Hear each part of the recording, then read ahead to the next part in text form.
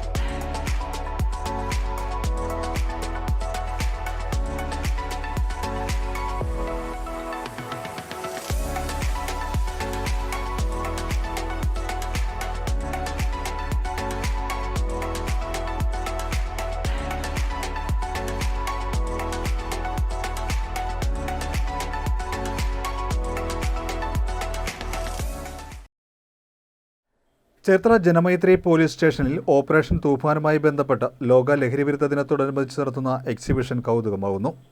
ഇന്ത്യയുടെ ₹1 മനുഷ്യനും Cherthala town LP സ്കൂളിലെ അധ്യാപകനുമായ അരവിന്ദ് പൈയുടെ stamp collections, label currency note collections, മുഖ്യമന്ത്രി, ആഭ്യന്തരമന്ത്രി തുടങ്ങിയ രാഷ്ട്രീയ നേതാക്കളുടെയും സിനിമാ താരങ്ങളുടെയും ഡേറ്റ് ഓഫ് ബർത്തുള്ള നോട്ടുകൾ എന്നിവ കാണികൾക്ക് കൗതുകം ഉളവാക്കി.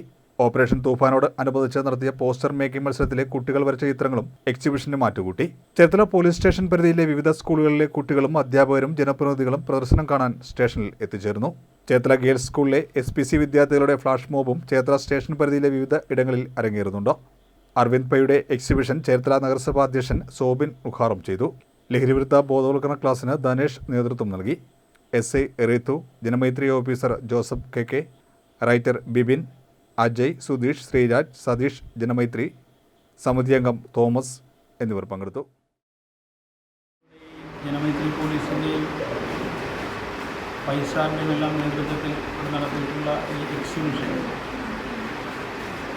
ഇന്നത്തെ കുട്ടികൾ ലഹരിക്ക് അടിമകളായി തീരുവാൻ കാരണം ഏറ്റവും കൂടുതൽ അവരുടെ ആക്ടിവിറ്റീസ്, പഠനത്തോടൊപ്പം പഠനേതര പ്രവർത്തനങ്ങളിലുള്ള വൈമുഖ്യമാണ്. ആവശ്യമില്ലാത്ത ചിന്തകൾ മനസ്സിൽ കടന്നുകൂടാൻ നമ്മളെ പ്രേരിപ്പിക്കുന്നത്.